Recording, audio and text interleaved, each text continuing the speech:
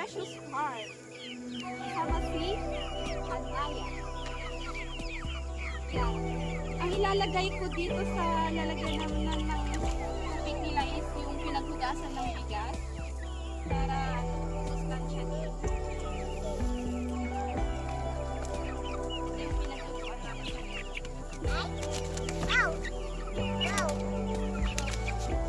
No! Huwag mo hawakan. So, ito yung iwan ng mais. Kasi may mga sustansya to, kaya ipapakain ko sa kanila. Siya pa yung pupunta sa kanilang katawan. Okay, dami. So, doon tayo magpapakain sa kanilang baka. Halika, Naya.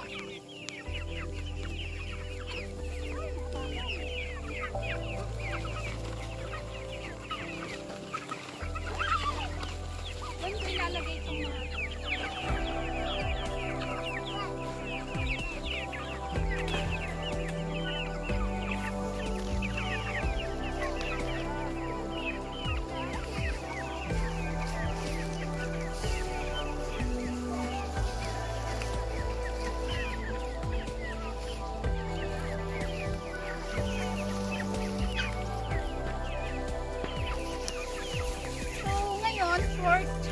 fourth week na mula dito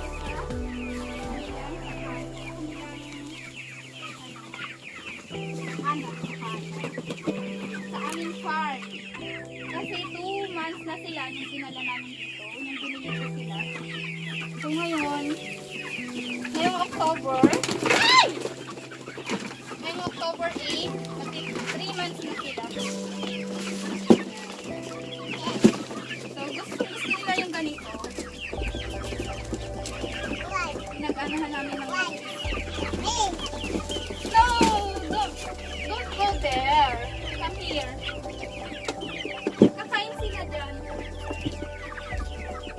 Meron ding banana. Ito kasi yung banana na overripe na siya. Kaya papakain.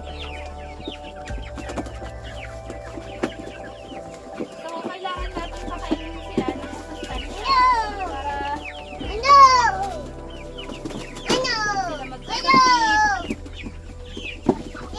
No, huwag mong hawakan. Para kakain, huwag mong hawakan.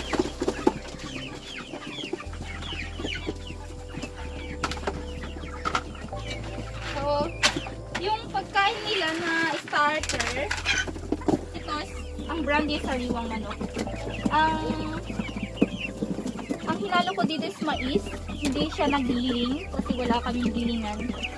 Pero sana in the future makakabili ako ng gilingan para yung mga tanim kong mais giling namin dito sa farm. So ngayon, kahapon nagdala ako ng lips na itil-itil. So pinapakain ko din sa kanila. Pero minsan, hindi nila kinakain. Kaya ang ginagawa ko, nilalagay ko sa tubig.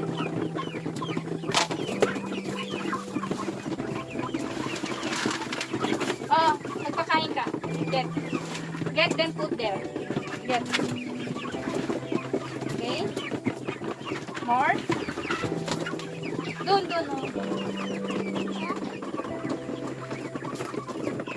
Paglaki mo, ikaw na magpakain ng mama. No, hold it.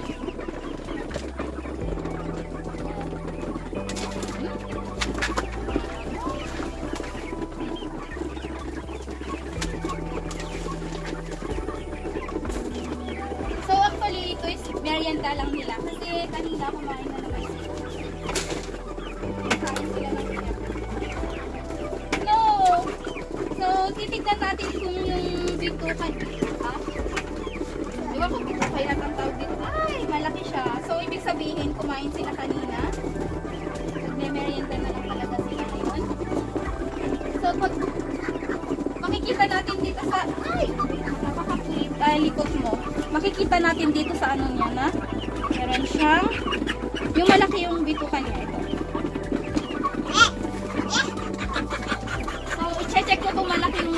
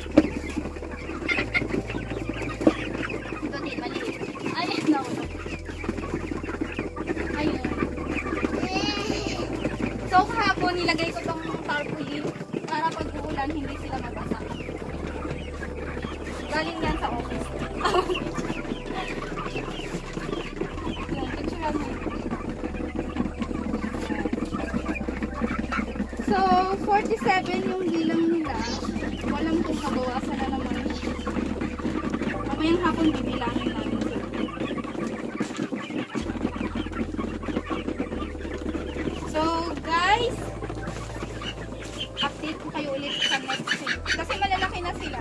Okay, i-close ko siya. I-close na picture. Ay, video. Yan. 3 months na nila sa October 8.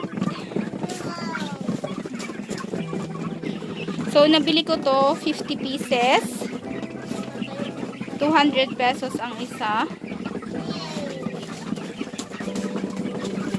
Ayan.